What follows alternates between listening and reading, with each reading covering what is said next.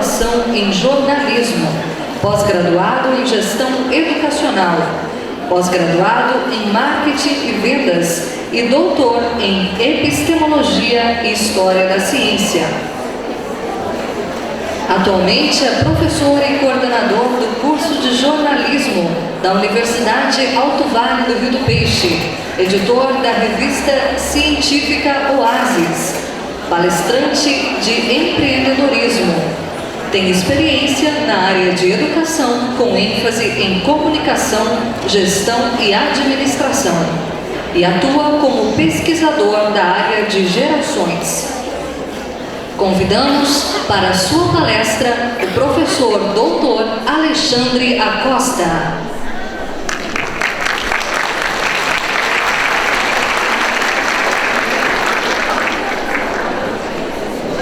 Oi, bom dia. Quem vai desligar a luz aqui? Tá alto, tá alto, tá alto, tá alto. Tem que baixar. Baixa ali. Se eu pudesse cumprimentar cada um de vocês, meus colegas, eu utilizaria da técnica do nosso secretário Aldonir e iria cumprimentar vocês com a mão direita e com a mão esquerda. Uma, segundo ele, na história, para desarmá-los, e outra para que a gente deixe um pouco de lado, nesse tempo que a gente vai ficar aqui, o escudo. Eu acredito que nós, professores, temos esse problema de termos um escudo muitas vezes quando vamos fazer uma capacitação ou ouvir algum colega falar ou proferir alguma palestra. Eu falo isso porque ontem eu estava em Rio do Sul, também falando para colegas nossos, e na chegada, claro, eles não sabiam quem eu era, e eu gosto sempre de ficar no meio deles, no meio das pessoas, assim, até para conversar, saber que público que é, quebrar o gelo. Porque, embora eu faça isso desde 2004, se tivesse alguém mais próximo aqui, eu estenderia a mão e seria perceptível que eu estou com a mão gelada e ela está fria. E eu sempre peço a Deus para que seja assim, porque enquanto isso não estiver acontecendo, ou se um dia isso deixar de acontecer, parou de ter sentido eu entrar dentro de uma sala de aula ou subir em cima de um palco.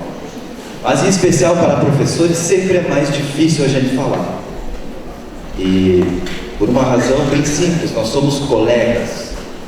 Eu tenho um problema que talvez seja a data do meu nascimento. E ontem lá em Rio do Sul eu vi que uma pessoa me conhecia e disse, é aquele ali. E a outra pessoa não ouviu o que eu ouvi, mas eu vi, esse aí? Eu fiquei pensando, esse é o problema do professor, né? Nós temos que sempre ter alguém mais velho para ensinar para nós, isso é um problema.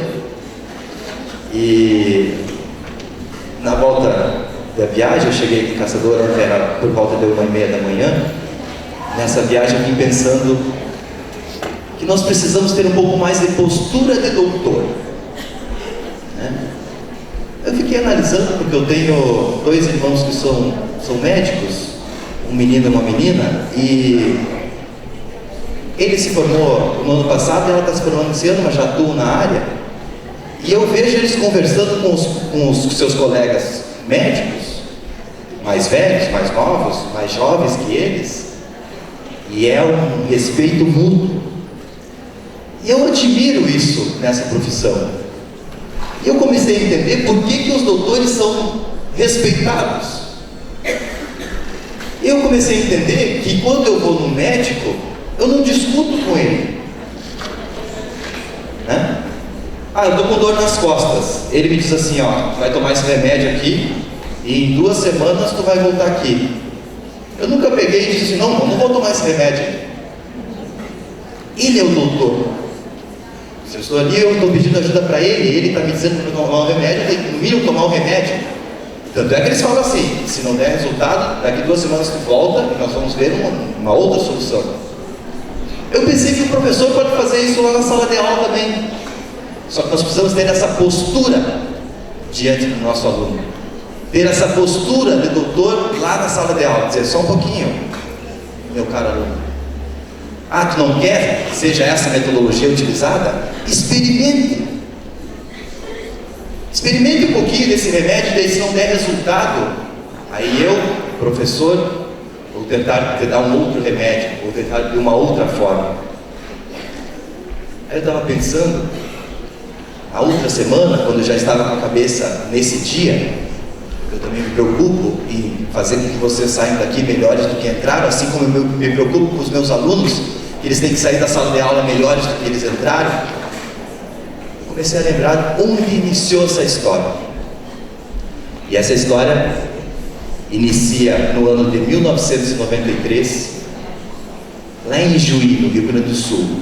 Uma cidade muito parecida com Caçador, 70 e poucos mil habitantes. E eu estudava nessa escola, IMEA, Instituto Municipal de Educação Assis Brasil. Eu tinha 13 anos e estava na 7ª série. E era uma aula de inglês e eu não lembro o nome da professora. Eu não estava entendendo nada do que ela estava falando. Muito provavelmente, eu imagino que ela estava outra vez tentando fazer os alunos entenderem sobre o verbo to be, né? Mas eu não estava entendendo nada. Eu não sei se feliz ou infelizmente, eu levanto a mão e digo: professora, eu não estou entendendo nada que a senhora está falando.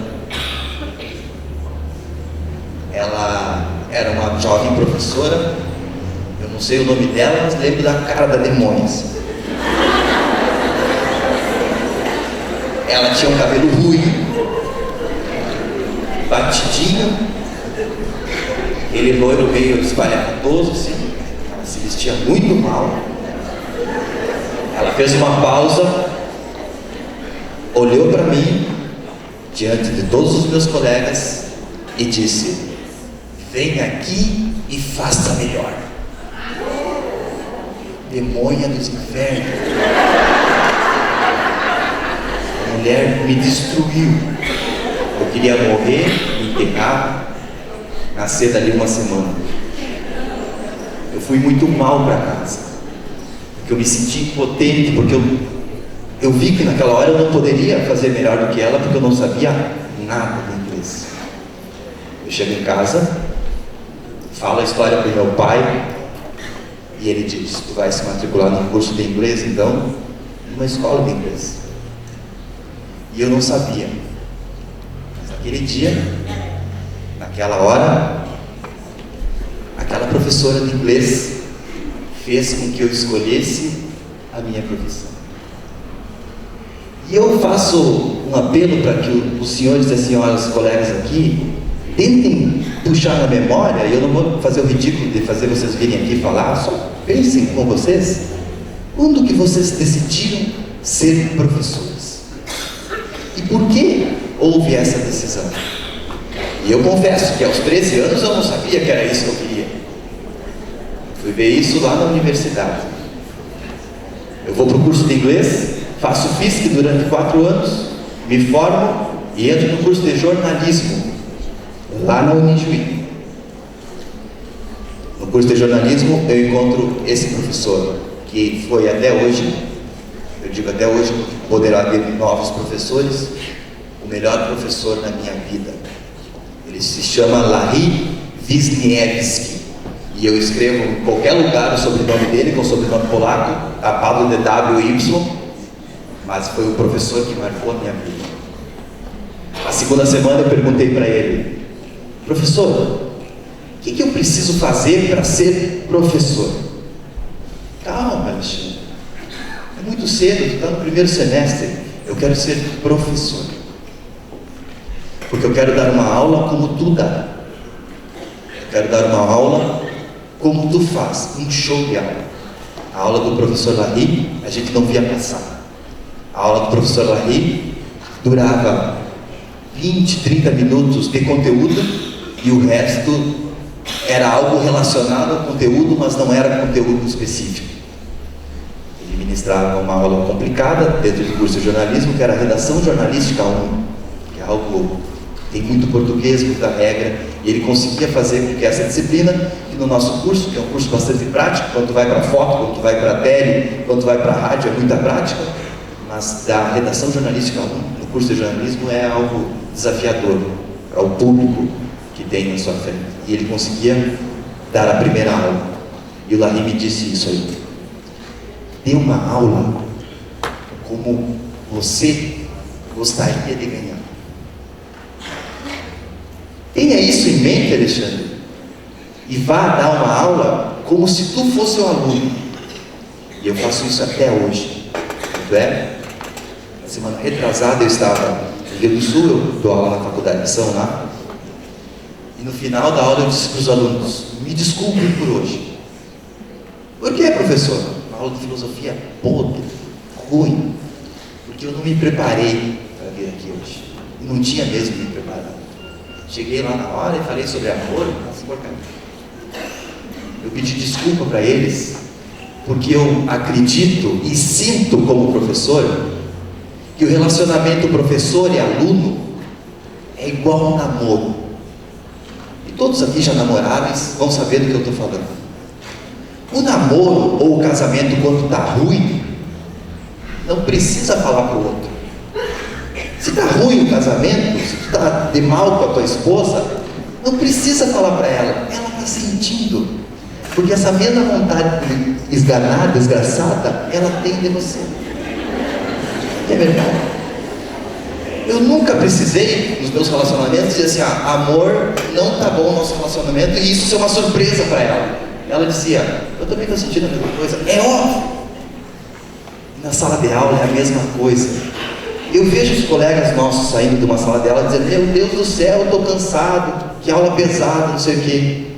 Tudo isso eles também sentiram. Assim como tem aquele colega que diz: nossa, que aula gostosa, foi uma aula boa hoje. Os alunos também sentiram. Então nós somos o próprio termômetro daquilo que a gente faz em sala de aula. E isso, quando o Larry me falou lá em 2002, dê uma aula como você gostaria de ter, eu levei como uma regra da minha vida. E eu sinto quando a aula é ruim. E a gente não dá todas as aulas boas. Eu tenho uma aula sobre gerações que eles adoram. Tem alguém da plateia que estava segunda aqui? Sim, viram a fala de gerações, né? Eu tenho uma aula de gerações que é uma aula um pouco mais aprofundada. Aqui foi só uma apresentação. Lá eu coloco os slides da pesquisa. Então é uma aula muito gostosa. E é impressionante. É a mesma aula. Tem um ano que esse material está pronto. Eu dou ela normalmente em pós-graduação. Eu chego numa turma, eu dou essa aula, eles acham a coisa mais gostosa do mundo, que bom, tá? Onde é que eu baixo esses slides, onde é que eu baixo esses vídeos? Eu dou os canais, entra no site, baixa, tem tudo lá para vocês, de bibi, babá. Eu tenho que mostrar isso aí para minha avó, eu tenho que mostrar isso aí para meu filho. Meu Deus, meu chefe tem que ver isso aí. Usem, abusem, adoro. É um gozo mútuo. Eu dou a mesma aula, exatamente igual, falando as mesmas coisas que eu falo há um ano, em outra turma, e não dá certo. Isso não é culpa nossa. Não deu namoro, não deu a liga para a turma, eles não te compraram, como eu chamo. Não deu. E quando eu entrei aqui para falar para vocês, a coisa mais difícil que tem para uma pessoa vir aqui falar é fazer com que a plateia te compre. Isso demora uns 15, 20 minutos de uma fala. A sala de aula é a mesma coisa. Como que eu fiz para identificar isso? Quando eu tenho plateias menores, eu sento com alguém e tento conversar com essa pessoa e saber o nome dela. Aí eu começo a chamar. Pois é, né, Itamar? Pois é, né, Sandra? E vou tendo contato com essa pessoa. Em sala de aula, tem funcionado muito bem quando eu consigo identificar quem é o diabinho da turma. E eu trago ele do meu lado. Eu faço ele dar uma aula junto comigo. E isso também tem dado certo. Pessoal, em Rio do Sul, eu dou aula para 87 alunos do primeiro ano do segundo grau. 14, 15 anos dentro da minha sala de aula. As primeiras aulas, eu não sabia como lidar com eles. Eu tinha medo. Não tenho o que fazer. Um está no celular, o outro está jogando papelzinho na cabeça do outro, o outro está puxando as calças do outro, o outro está dormindo, o outro... Sabe o que eu fiz? Depois de umas 2 ou 3 semanas sofrendo com esse público, eu resolvi me aproximar deles de uma forma diferente. E o resultado foi impressionante. Claro que a gente não salva todos. O diabetes é sempre o diabetes. Eu ganhei uma aula, não vou dizer perdi uma aula, eu ganhei uma aula, querendo saber o que cada um queria da sua vida. E pasmem, muito mais de 30% não sabia o que queria. Tu o que quer ser? Eu quero fazer medicina. Eu quero ser veterinário. Eu quero ser engenheiro. Eu quero ser professor. Eu quero ser agrônomo. De tudo. Tem até um aviador dentro da turma.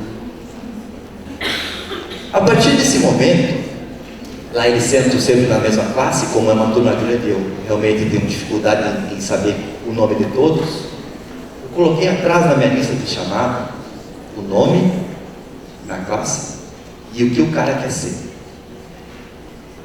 O demôniozinho está xaropeando lá na terceira fila. Eu vou lá, é o Maurício. Maurício quer ser agrônomo. Eu chamo ele pela profissão. Agrônomo, faz favor. Eles se envergonham. Façam isso em sala de aula. Experimentem. Tomem um remedinho. Se não der certo, daqui 15 dias vocês voltem aqui. Experimentem. Agrônomo. Eu não sei o que acontece na cabeça deles, mas eu imagino que eles devem pensar: nossa, realmente, eu, como agrônomo, não posso ter esse tipo de atitude. Tem dado muito certo. Aquele dia que eu pensei que seria perder tempo, esses 87, pedir para não voltar mais lá e ir embora, eu ganhei tempo com eles, porque eu me aproximei deles. E assim, os mais bagunceiros normalmente são os que sabem o que querem, e eles não estão prestando atenção na minha aula, porque aquilo que eles querem não tem na cabeça deles ligação nenhuma com a disciplina que eu estou ministrando. Aí eu comecei a ver que a culpa também não era só dele, era um pouco minha, porque eu não dizia no que ele ia utilizar a disciplina de empreendedorismo como agrônomo, como médico, como dentista. E eu comecei a fazer esses links dentro de sala de aula. Muitos, eu já ouvi falar nessa sala dos professores que nós temos lá, professor de matemática, dizendo: o problema que eu tenho em sala de aula é que eles dizem, onde eu vou utilizar isso daí? E eu pergunto para minha colega professora Marisa, só entre nós, onde ele vai utilizar isso daí? Ela não sabe.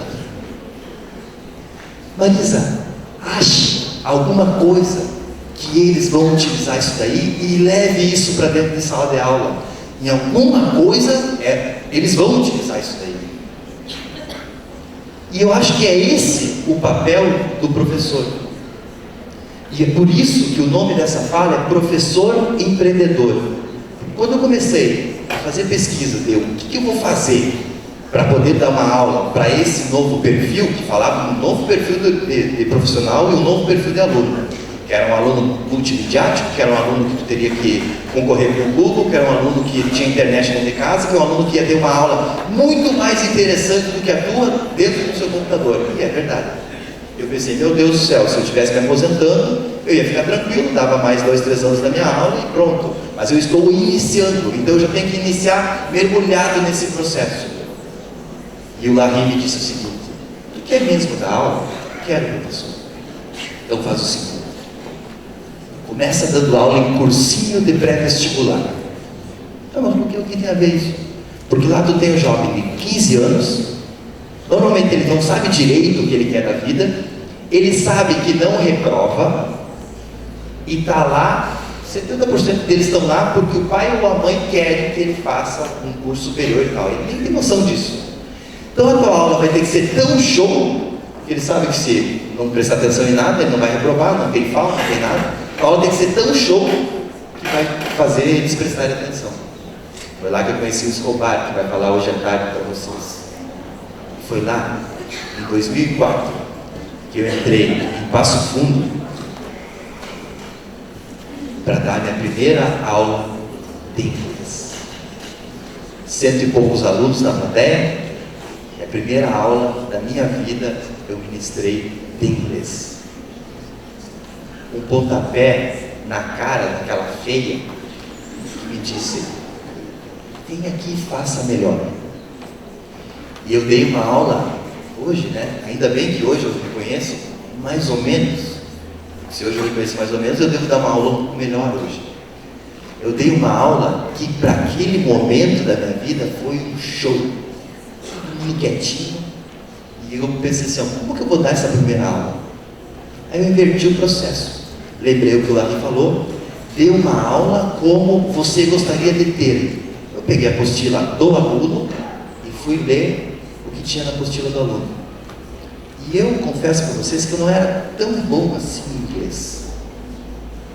E o meu pai, ele me disse o seguinte: como é que tu vai dar uma aula de inglês se tu nem sabe direito inglês? Eu disse: calma, eu não vou dar uma aula de inglês completo, vou dar uma parte do inglês.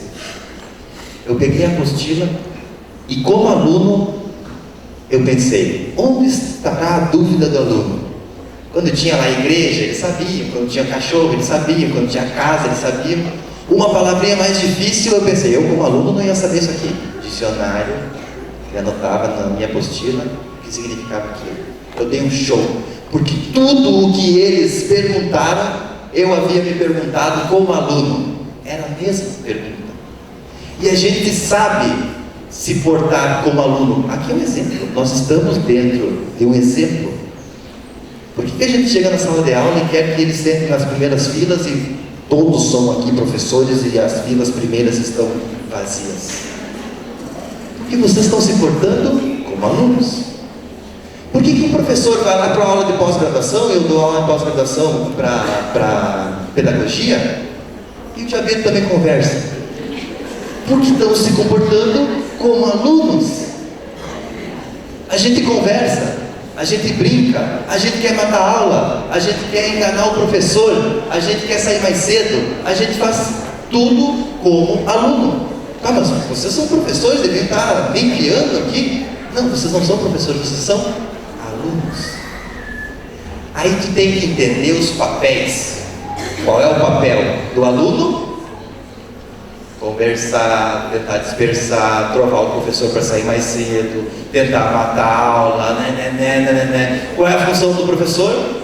Gerir, organizar, fazer a gestão, empreender dentro da sala de aula para organizar essa semizona que eles tentam fazer e que nós, quando viramos alunos, também fizemos, porque trocamos de papel. Qual é a função do dono da casa na hora de cobrar o aluguel? No final do ano, dizer: é tão pouquinho, acho que deveria até aumentar. Qual é a função do locatário? Dizer: meu Deus do céu, é função. A função do aluno é essa, e a função nossa é fazer essa gestão. Então muitas vezes nós queremos dar a culpa para ele de uma má gestão que é nossa. Aí eu comecei a ver e a pesquisar sobre empreendedorismo ligado à educação. De que forma eu posso fazer uma gestão dentro de uma sala de aula onde eu tenho ali 30, 35 ou 20 ou 87, como eu tenho agora, funcionários, que cada um pensa de um jeito, cada um trabalha no setor, cada um tem um problema. Como eu vou fazer isso? Aí eu encontrei na Você SA de 2000 uma pesquisa que me deu uma certa luz, que é o início dessa nossa fala. A pesquisa foram feitas em escolas particulares de todo o Brasil e perguntaram para os professores que eram demitidos: professor, por que o senhor acha que o senhor foi demitido da escola privada, da escola particular lá? E a resposta dos nossos colegas, 63% pensaram que eram esses os motivos: falta de conhecimento. Não, agora tem essa história da internet aí, essa história dos computadores, tem que aprender a fazer em lousa eletrônica. Eu não tenho conhecimento para isso e me demitiram por causa disso. Ou relacionamento. O diretor não ia com a minha cara, aquela secretária lá, eu fiquei sabendo que estava de rolinha com ele sabia que eu sabia, me demitiu para não dar confusão. não me relaciono muito bem com ele e tal. Me demitiu por isso. Escola muito exigente. Não, agora começaram com essas frescuras que tem que usar tapapozinho, que a gente tem que fazer um curso de informática para aprender a lidar com a lousa. Eles estão muito cheios de frescura. Eu sou daquele professor da moda antiga. Eu fui demitido. Eles estão muito exigentes. Ou novas tecnologias. Eu não estou adaptado a esse novo modelo de educação e a escola me demitiu por esse motivo. Cuidem, colegas, 63% dos nossos colegas pensaram que foram demitidos por um desses motivos. Muito espertos. A revista Você S.A. foi até as escolas, sentou com os gestores e perguntou: afinal, por que você demitiu o Alexandre? E a resposta foi de que 87% demitem por atitude individual, temperamento ou maneira como se relacionam.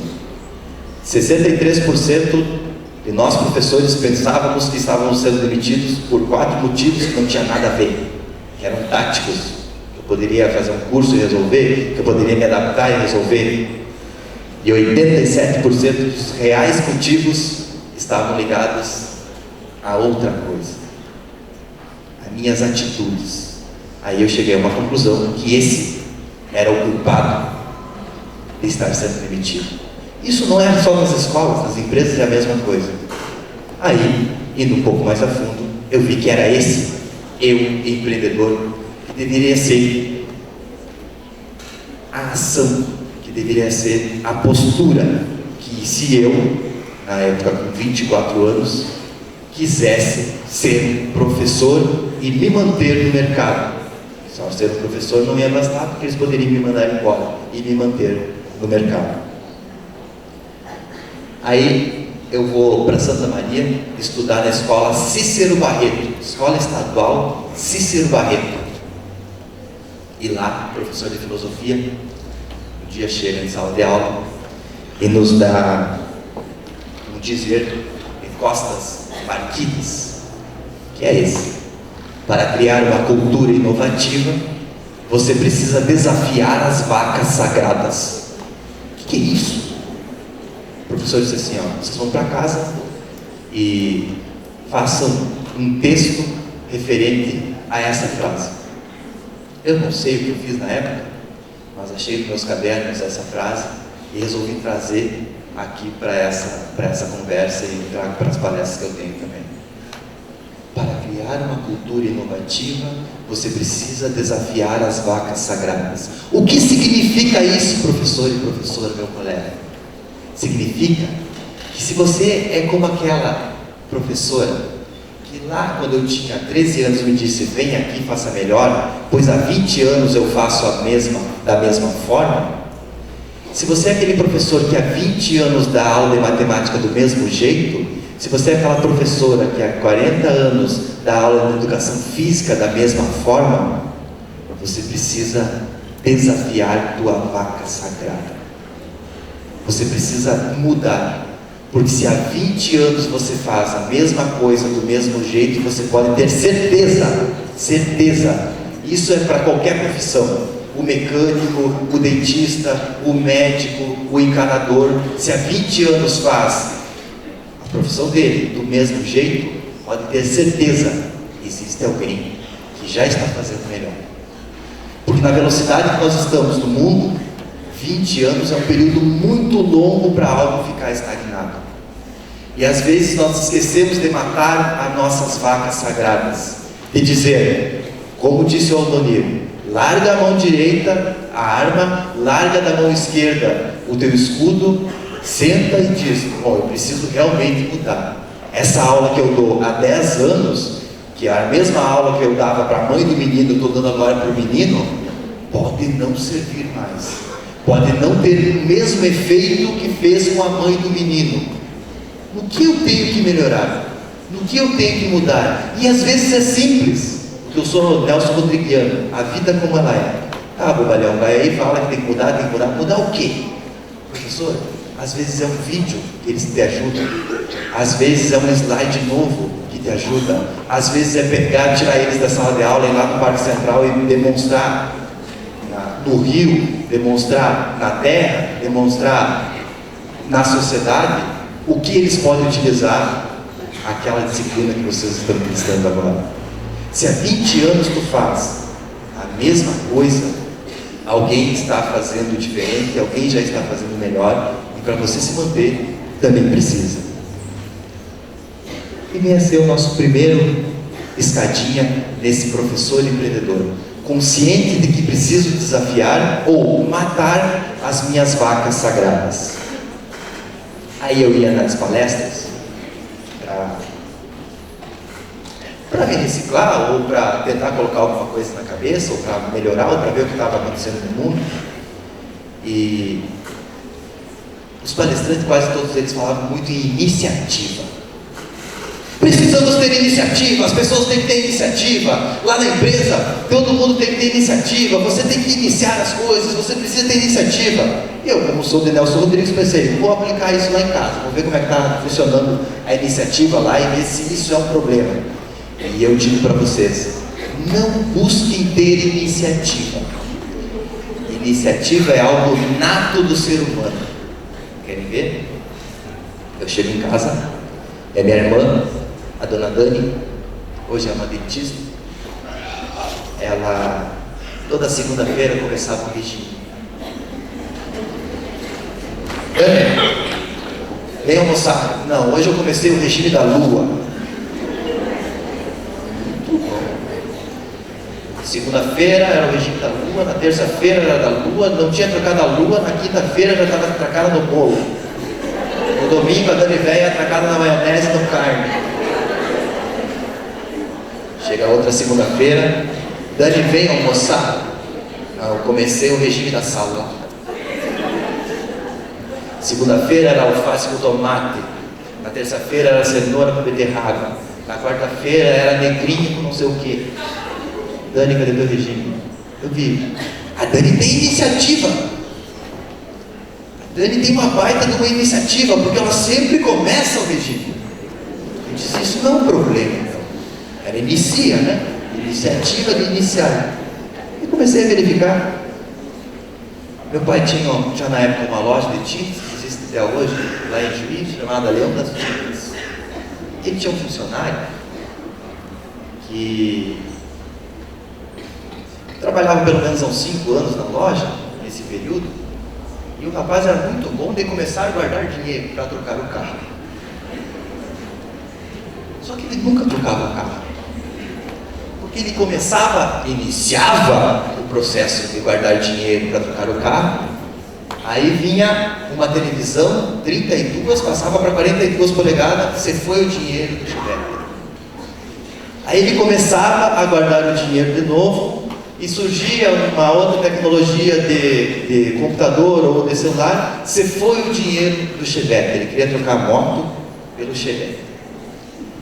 Para resumir para vocês, passou os 4, 5 anos que ele já teria, eu acho, condições de comprar pelo menos um Chevette e meio, se tivesse verdadeiramente iniciado e terminado de juntar o dinheiro. Ele foi lá e financiou o Chevette. Então eu vi que o menino tinha iniciativa para começar a guardar. Guardava lá 100, 200 reais por mês, só que quando tinha 2.000 ou 3.000, não dava para comprar o Chevette ainda, mas ele podia comprar uma TV, ele comprava a TV e o Chevette ficava. Aí vi que iniciativa não era um problema para ele. Ele tinha a academia. Vocês vão ver. Não é só aqui em Caçadora, é no mundo inteiro. E eu arrisco em dizer, quando eu digo assim, é o único serviço, eu acho meio complicado, mas eu arrisco em dizer que é o único serviço, ou vamos ampliar um pouco, um dos únicos serviços em que primeiro você paga, depois você faz, não é assim? Eu quero fazer academia. Vai lá na academia, quanto é que é por mês aí? Custa 50 reais. Eu quero fazer, pode fazer minha ficha aí. A guriazinha já fica te olhando. O que precisa? Precisa me dar o 50. Porque eles conhecem o negócio deles.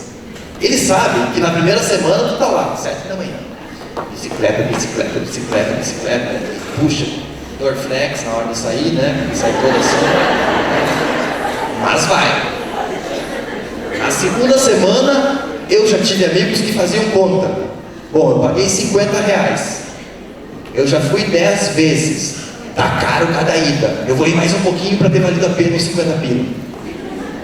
E vai na segunda, a terceira semana. 76% das pessoas que iniciam a academia não passam do terceiro mês. Por quê? Porque tem iniciativa.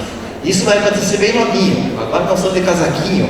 Mês que vem a gente já começa a tirar a roupinha e começa a ver a gordurinha. Poucas academias, porque logo vem o verão. Eu tenho iniciativa de começar a fazer exercícios. Eu pensava, mas esses demônios estão me trovando. Que iniciativa? Iniciativa é nato do ser humano. Eu vejo meu vizinho trocar de carro, eu fico bem louco, eu também quero trocar. Eu fico louco, eu vejo a minha colega com a bota nova, eu também quero. Eu tenho essa iniciativa, isso é nato nosso, gente. Aí, uma que as mulheres sofrem um pouco mais do que os homens, né? É que estar no amor. Faz de tudo, ele faz de tudo. Ele manda flores, ele abre a porta do carro, ele fica 40 minutos no telefone. Oi, amor, tá ocupado? Mas para você, quando é que eu estou ocupado? O que tu quer, meu bem? Claro que eu faço. Buscar tua mãe? Claro que eu busco. 40 minutos no telefone. Depois da cópula, ela liga e ele atende. Oi, amor, tu não sabe que é o meu horário de serviço? Mas ele teve iniciativa para conquistar ela. A iniciativa não foi o problema. Aí eu cheguei à conclusão, e me desculpe os colegas de português, que eu não achei uma palavra que casasse tanto com essa atitude que eu acredito que nós, professores, precisamos ter dentro de sala de aula, que não é buscar iniciativa, prof. Nós temos que ter acabativa. Acabativa. Ah, tu quer trocar o gol pelo Jetta? Quanto custa mais isso aí? Ah, custa 3 vezes mais. Quanto tu pode juntar por mês? Eu posso juntar 500 pila por mês. Ah, 500 pila, quanto tempo eu tenho que juntar 500 para trocar por esse carro? Faça conta. E mais importante, comemore a cada ciclo. Eu vou falar uma pesquisa para vocês. O cérebro, quem inventou o dinheiro é a sociedade. O cérebro, ele não tem noção de dinheiro. Ele não sabe. Quando nós liberamos as endorfinas responsáveis pelo prazer do cérebro, ele não sabe quanto custou isso. O que eu quero dizer com isso? Que nós não comemoramos muitas vezes as nossas conquistas. E isso, para isso, não precisa de dinheiro. Porque o cérebro não mensura dinheiro. Por que a maioria dos casais junto dinheiro para o casamento, no outro dia, meu Deus do céu, o que eu fiz? Você foi 20 mil, você foi 30 mil. Porque o prazer foi momentâneo. O prazer não foi proporcional aos 20 mil gastos no casamento. Não estou dizendo que não é para casar e não é para fazer festa. Se tem, gruda. Eu estou dizendo que a gente não sabe comemorar. E se tu condicionar o teu cérebro, que tu chegou em casa, terminou o semestre, tu entregou aquela pilha de cadernos, e olha pro teu esposo, pro tua esposa, pro namorado, hoje está uma confusão, né, isso aí, para quem tiver do teu lado, e dizer assim, ó, meu amor, hoje nós vamos comemorar. Não precisa ter R$150 no bolso para ir jantar lá na Tomos. Tu pode abrir uma cerveja que custou R$2,50 lá no Supertono e dizer pro teu cérebro que esta cerveja é para comemorar a entrega dos livros, dos cadernos. E toma. Lá no teu cérebro, ele vai entender como algo bom, como algo feliz, os mesmos 2,50 comparado aos 30 mil do teu casamento. Para o cérebro é a mesma coisa. E a gente não sabe muitas vezes como comemorar. Aí, voltando à história da acabativa, era 2006, eu recebo, vocês devem ter recebido também, um vírus no computador com esse vídeo que eu vou passar aqui para vocês agora. Se foi minha teoria. Vocês vão ver no vídeo um rapaz que ele tem uma baita de uma iniciativa, mas uma acabativa que não deu muito certo. E eu fico imaginando na situação dele, me coloco na situação dele, e eu estou sempre na estrada, né? Quando a gente vê alguém com o pneu furado ou parado na estrada, eu faço louco, eu conto um viu e fazer com pressa, vai embora. Tu não para para ajudar. Nem sabe quem é, vai embora. O nosso amigo aqui no vídeo, vocês vão ver que ele para ajudar, porque ele vê que o companheiro dele, ou o colega dele, da estrada dele, está sofrendo para realizar alguma coisa. Quando eu vi esse vídeo, eu disse: meu Deus do céu, eu estou sendo responsável, eu estou levando para as pessoas que elas precisam ter acabativa, mas não basta apenas acabativa. Vocês vão entender por quê. Olha o que aconteceu. Temos som?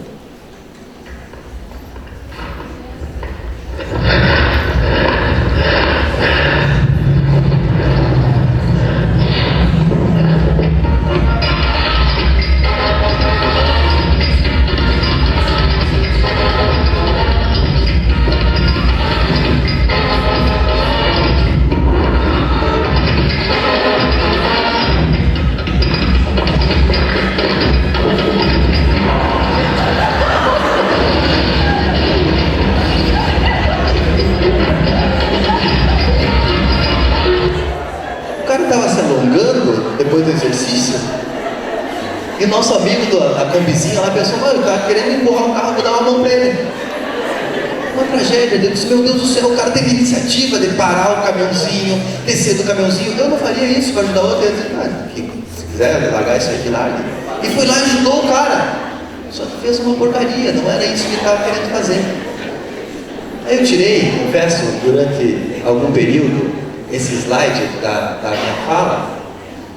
Depois de pensar um pouco, ele voltou. Porque eu continuo achando que nós temos que ter acabativa. Mas uma acabativa, gente, baseada em conhecimento. Se tu quer trocar de carro, saiba que para isso vai levar, às vezes, 1 ano ou 2 anos. Se você quer trocar de casa, isso pode levar um pouco mais. Tenha conhecimento do quanto você precisa para chegar lá onde você quer. Na sala de aula é a mesma coisa.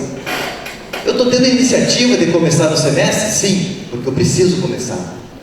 E qual é a minha acabativa para terminar esse semestre e fazer com que esse aluno que está na minha frente durante o semestre inteiro, ou durante o ano inteiro, que é no nosso caso, fazer com que leve alguma coisa positiva, que ele vai usar não no ano que vem, e sim na sua vida. O que de conhecimento com acabativa eu estou dando para o meu aluno levar para a casa dele, para que ele possa fazer uma diferença na vida dele, e para que ele possa ser o Larry Wisniewski, um sobrenome difícil que eu tenho, lá quando tiver 30 e poucos anos, lembrar ele de mim.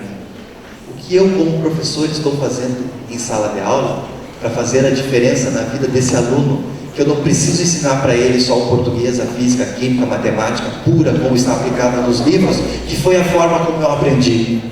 De que maneira eu vou interagir com essa criança, ou com esse jovem, levando um vídeo para ele, explicando sobre o que é uma acabativa, levando um exercício para ele, levando ele dentro do laboratório, explicando para ele onde é que ele vai aplicar isso na vida. Que acabativa eu estou fazendo no meu ato de lecionar. Venha ser nosso segundo degrau, uma acabativa baseada em conhecimento. Aí eu faço a minha primeira pós na PUC, em Porto Alegre, e lá os palestrantes diziam o seguinte: foi uma febre isso, né? Vocês devem ter escutado também. Nós precisamos imitar mais as mulheres. Isso foi uma febre, né? 2004 a 2010, isso estava na boca de todos os palestrantes. Nossa, o bicho homem é um bicho que não deu certo. Olha só a mulher, em menos de 50 anos conquistou um monte de coisa. Em menos de 50 anos ela galgou um monte de postos. Em 50 anos ela evoluiu mais do que o homem em quase 4 milhões de anos. Tudo verdade. E eu concordo com tudo.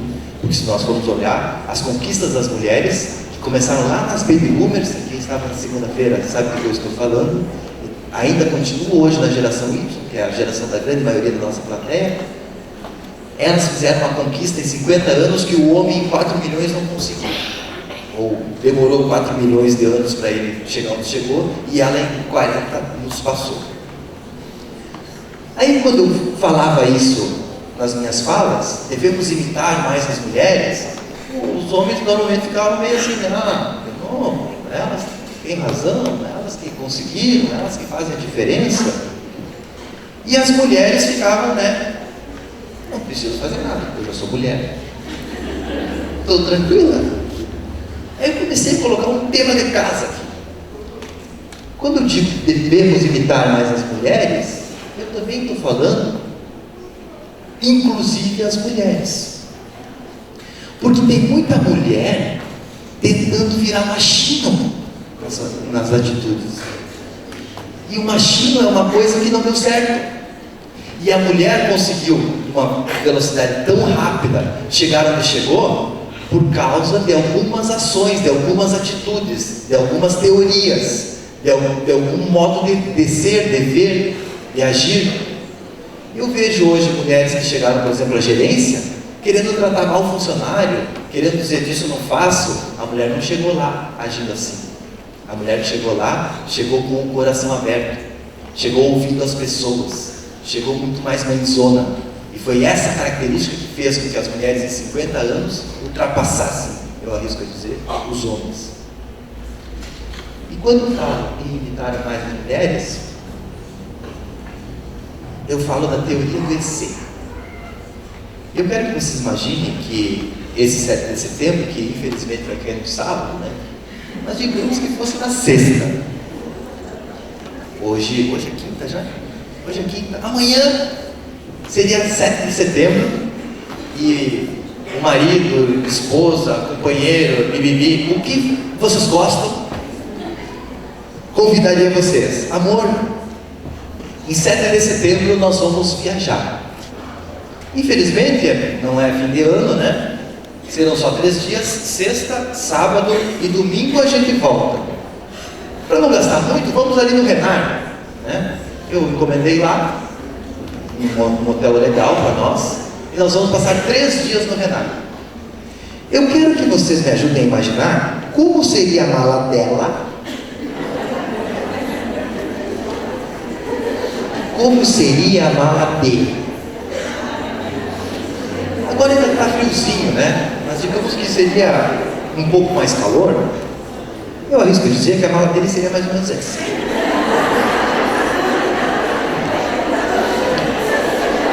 Ele ia dizer assim: são 3 dias, eu vou para um hotel, não vou para uma festa, eu vou levar uma camiseta, um calção, porque lá tem piscina, vou tomar um banho, 2 cuecas, a terceira vai no corpo, e se bobear tem que deixar lugar na sacolinha para a chapinha que não vai servir na mala dela. A mala dela ia ser um pouco mais complexa. E eu quero dizer para os colegas professores e colegas homens aqui da plateia, que não é uma exclusividade da tua lá da tua casa. São todas assim. Então não troque ela por causa da mala. Ache um outro motivo, que a outra vai ser assim também. E isso acontece, e nós temos razões para isso acontecer. Isso aí, quem é professor de história aqui vai saber mais facilmente o que eu estou falando. Quando nós éramos mais civilizados, ou menos, eu não sei, 2 milhões, 3 milhões de anos, o homem era o caçador, E a mulher, a coletora, então ela tem, claro, de cuidar dos filhos e cuidar da prole, ela tem uma visão muito mais holística, tem toda uma explicação para isso.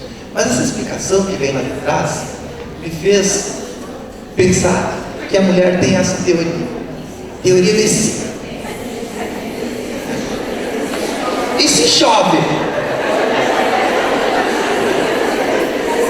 E se ele se empolga e eu precisar da calcinha vermelhinha?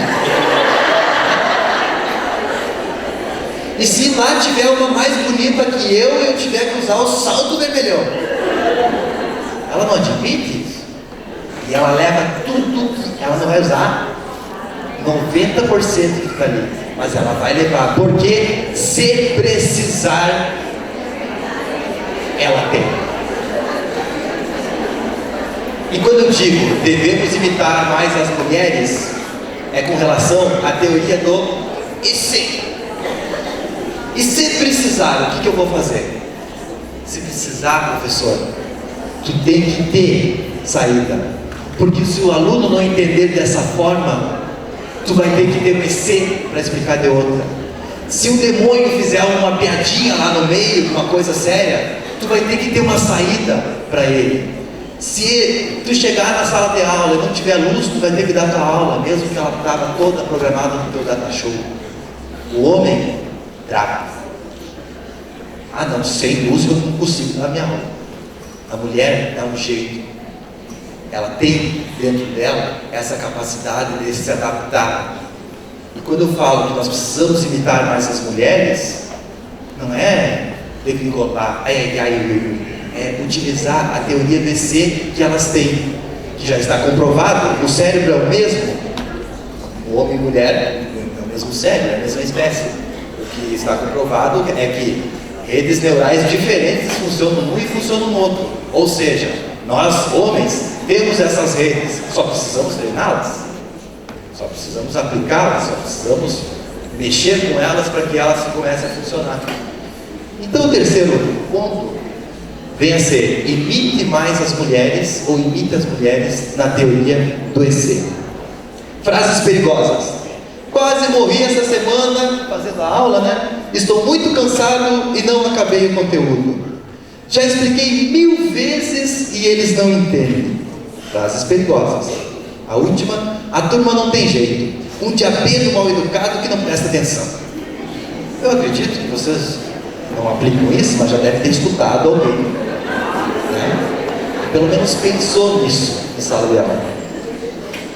Isso são frases muito perigosas para esse século, para esses alunos que estão diante de nós com essa mentalidade. Porque não adianta eu ser um professor que me mato fazendo alguma coisa, se eu chego lá e eles não absorvem nada. Não adianta tu ficar o final de semana inteiro tentando entender o conteúdo, aplicar o conteúdo, passar o conteúdo, chegar lá e eles não comprarem isso de você. Hoje nós vivemos na era do conhecimento e muitos professores aplicam técnicas da era que é do século passado, que é da era industrial, onde tempo fazia diferença.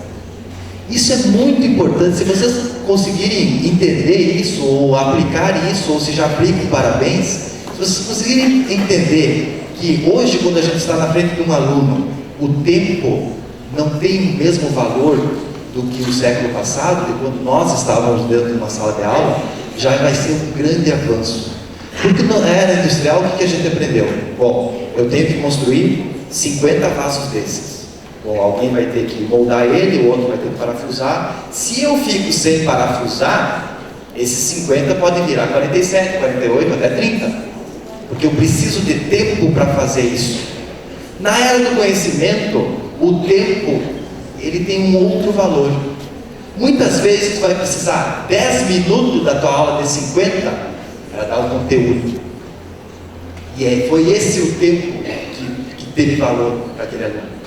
Os outros 40 minutos, pode ser que esteja perdido, pode ser que tu fale de outra coisa, pode ser que tu fale de alguma coisa relacionada à vida deles, pode ser que tu fale alguma coisa relacionada à cidade deles, pode ser que tu fale alguma coisa relacionada ao futuro deles, mas não preocupem-se, colegas, com o tempo em sala de aula, em se matarem em fazer uma coisa, porque o que vai importar para eles vai ser o resultado.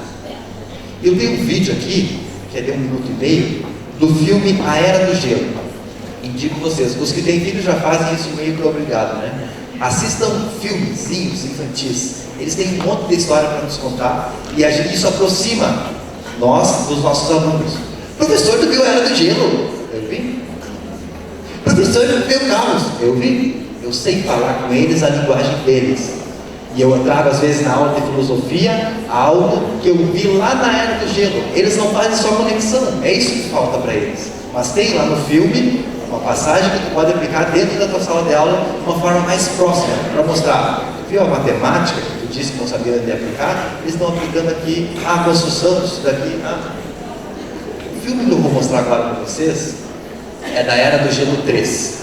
E quem já assistiu sabe que a grande luta do nosso personagem é em pegar o seu alimento. E ele se mata para fazer isso. E quase nunca consegue. Mas ele se esforça muito para fazer isso e quase nunca consegue. Ele se mata fazendo o conteúdo e eles não entendem. Ele quase morre explicando o conteúdo e eles não absorvem nada. O problema não está no tempo, está no que você está deixando para eles. Olha só o vídeo. Imagine que o nosso personagem então aqui é um vendedor e o objetivo dele é buscar o seu alimento. Olha tudo o que ele faz para conseguir o alimento e o resultado que ele tem no final. Enquanto que um outro vendedor pode ter feito uma ligação ou ter feito um contato e ter vendido muito mais.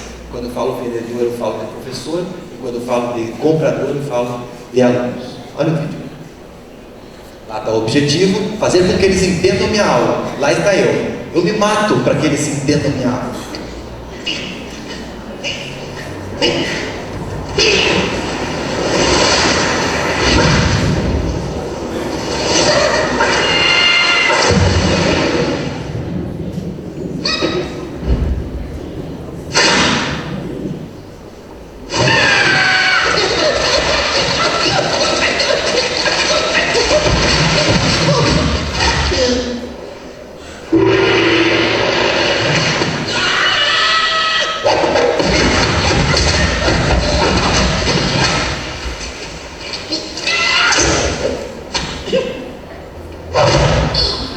Eu me esforço, eu brigo, eu fico ronco em sala de aula, tudo isso, e daí?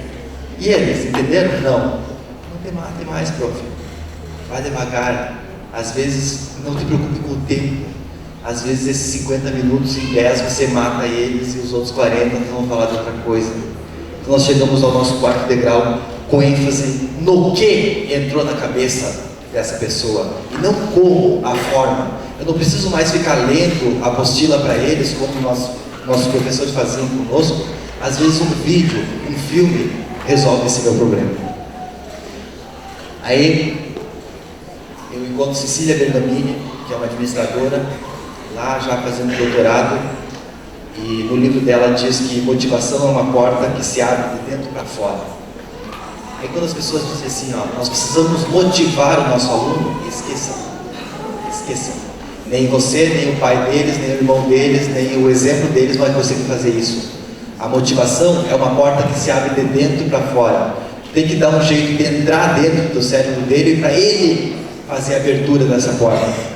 Você não tem condições de fora motivar alguém, porque a própria palavra nos diz, motivação depende de uma ação, e é uma ação interna. Eu não posso chegar aqui e dizer para vocês, batam palma, se vocês não quiserem fazer isso, vocês não vão fazer. A minha vontade não vai fazer com que vocês mudem o comportamento de vocês. Então motivação, motive os alunos, motive daquele jeito.